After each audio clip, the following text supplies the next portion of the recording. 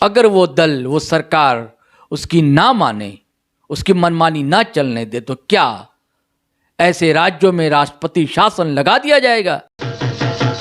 क्या झारखंड में राष्ट्रपति शासन लगेगा? क्या मुख्यमंत्री हेमंत सोरेन की गिरफ्तारी होगी? यह अफवाह है या एक सच्ची खबर है दोस्तों? आज आपके सामने जीटी रोड लाइव पड़ताल करेगा। तो साथियों, सलाम, नमस्ते, सत श्री अकाल और जय भीम, जोहार। साथियों, यह खबर बहुत बड़ी है। यह खबर आसान नहीं है। यह खबर कोई अफवाह भी नहीं है। इसमें जरूर कुछ सच्चाई है। यह सच्चाई क्या है, इसको हम आज की वीडियो में आपके सामने जानने की कोशिश करेंगे। और कैसे जानेंगे दोस्तों? ये जानेंगे सत्ताधारी जो पार्टी है जेएमएम, उसके मार्फत, और जानेंगे जो उस दौरान कल ईडी लगातार पूछताछ करती रही घंटों मुख्यमंत्री हेमंत सोरेन से। उसके बाद बाहर क्या हुआ, उसके जो चश्मदीद गवाह हैं, जो मीडिया के साथी हैं, उनके मार्फत भी हम जानेंगे दोस्तों। तो इसकी कहानी हम आपको बताएंगे। इससे पहले अगर आपने हमारे YouTube channel GT road live subscribe नहीं किया है तो ज़रूर कर लें, और इसी नाम से हमारा फेसबुक पेज है, उसे भी आप फॉलो कर लें। और हमारे वीडियो को ज़्यादा से ज़्यादा शेयर करें, लाइक करें और कमेंट करना भी हरगिज़ ना भूलें। और अगर आप चाहते हैं कि इंडिपेंडेंट मीडिया आगे बढ़ता रहे, आपके सामने नई से नई कहानी आती रहे, तो दोस्तों एक अकेला प्रयास है जीटी रोड लाइव। आप चाहें तो आर्थिक मदद भी थोड़ी सी कर सकते हैं। हमारा UPI नंबर है 8083557257। इस पर आप गूगल पे, फोन पे, पेटीएम कर सकते हैं। चलिए अब कहानी बताते हैं कि हाँ तो साथियों, दरअसल कल एक जमीन घोटाले को लेकर ईडी ने 8वें सम्मन के बाद पूछताछ का समय मांगा था, और कल समय मिला था। कल मुख्यमंत्री हेमंत सोरेन के कांके रोड स्थित आवास पर पूछताछ हुई थी। मैंने कल ही आपको बताया था कि 8 गाड़ियों में भरकर उनके अधिकारी पहुंचे थे। 500 के करीब दस्तावेज थे, फाइल थी उनके पास। अब कहा जाता है कि 100 नहीं बल्कि 300 सवालात थे उनके। करीब 8 घंटे बातचीत चली। उसके बाद ईडी के अधिकारी 8 या 10 गाड़ियों से ठस होकर आए थे, उसी तरह उस पर सवार होकर निकल गए। और सरकार ने, दरअसल ईडी को डर था, दरअसल लगातार प्रदर्शन हो रहे थे। आपने ये सूचनाएं आप तक पहुंची होगी, ये खबर हमने भी बताई थी। और करीब 2000 पुलिस बल तैनात किए गए थे, ईडी के कार्यालय पर भी, जहां वो रहते हैं वहां भी, और जो आवास है सीएम आवास, उसके आसपास भी, और आसपास 144 भी लागू कर दिया गया था। लेकिन अचानक क्या होता है कि भगदड़ सी मच जाती है। सीएम आवास के आसपास जो बड़े अधिकारी होते हैं, एसपी रैंक के अधिकारी होते हैं, एसडीएम होते हैं, वो अचानक पास ही शाहदेव चौक है, वहां उस तरफ दौड़ते हैं। पता लगता है कि वहां पर कई गाड़ियां आकर रुकी हुई हैं, वो आना चाहती हैं। किसी तरह उन्हें समझाया जाता है। फिर कहा जाता है कि ये स्कूल बस थी। दरअसल स्कूल बस नहीं थी, उसके पीछे जो है सीआरपीएफ के जवानों से भरी हुई कई गाड़ियां थी, बसें भी थी उसमें। और कुछ देर बाद ये सारी बसें जो है सीएम आवास के पीछे के जानिब जो दरवाजा है उधर चली गई। तो वो क्यों आई थी? दरअसल झारखंड मुक्ति मोर्चा ने सीधा सीधा आरोप लगाया है कि वो दरअसल सीएम आवास का घेराव कर रही थी, सीएम आवास घुसना चाहती थी, और ये भी चाहती थी कि किसी तरह का विरोध हो, प्रदर्शनकारी जो हैं विरोध करें जेएमएम के, और झड़प हो। उसके बाद सेंट्रल गवर्नमेंट को, यहाँ की विपक्षी जो दल है भाजपा को मौका मिल जाए हंगामा करने का, शोर करने का, कि यहाँ रूल एंड लॉ ठीक नहीं है, यहाँ तो राष्ट्रपति शासन यानी प्रेसिडेंट रूल लगाया जाना चाहिए। ये जो मैंने बातें कही आपसे, जो मीडिया के हमारे दोस्त थे, साथी थे, वहां पर चश्मदीद थे, और हमारे भी रिपोर्टर थे, उन्होंने जैसी जानकारी दी है।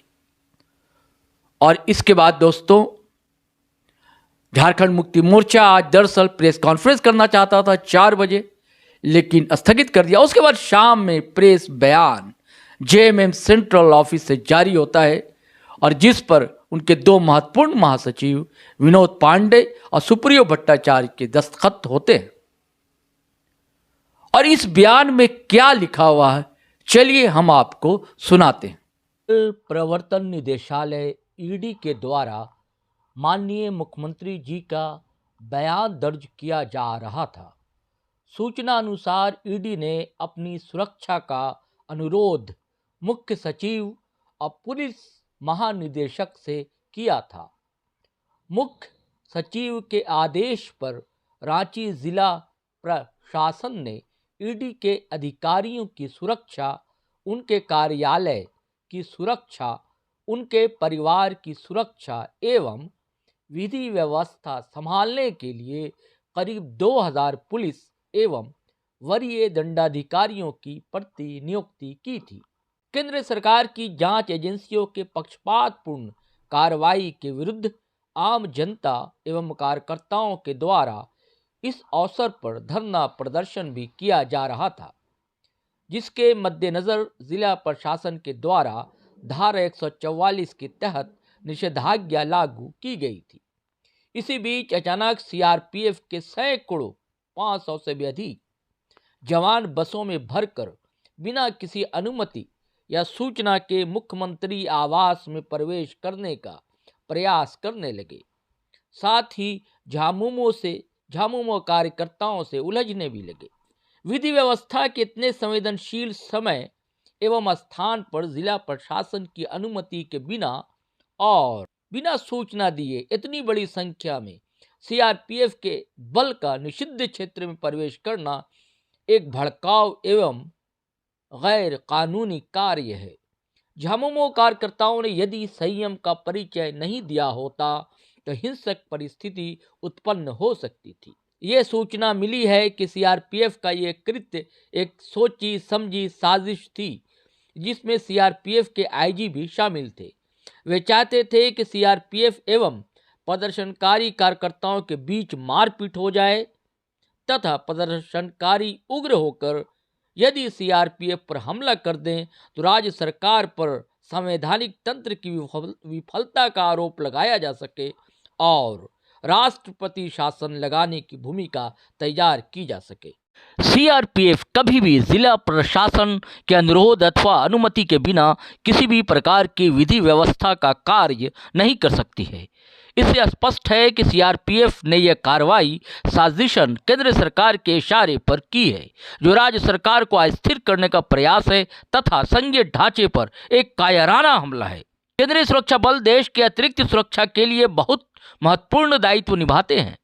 उनका इस प्रकार से राजनैतिक दुरुपयोग अत्यंत ही गंभीर चिंता का विषय है एवं ऐसी घटनाओं से ही आम जनता का विश्वास केंद्रीय एजेंसियों के प्रति कम होता जा रहा है एवं ये लोकतांत्रिक व्यवस्था के भविष्य के लिए बहुत बड़ा खतरा है।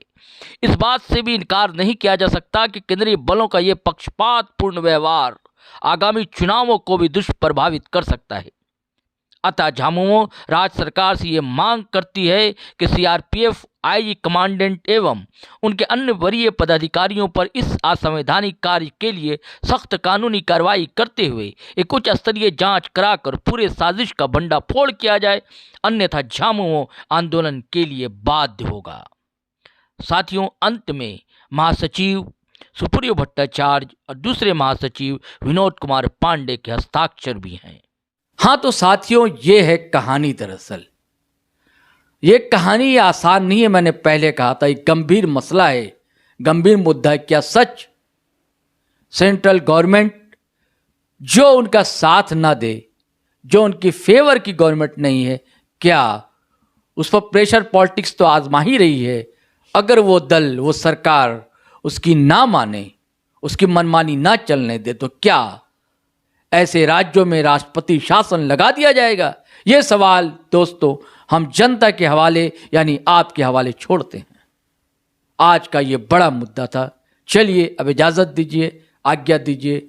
जय हिंद, जय भारत।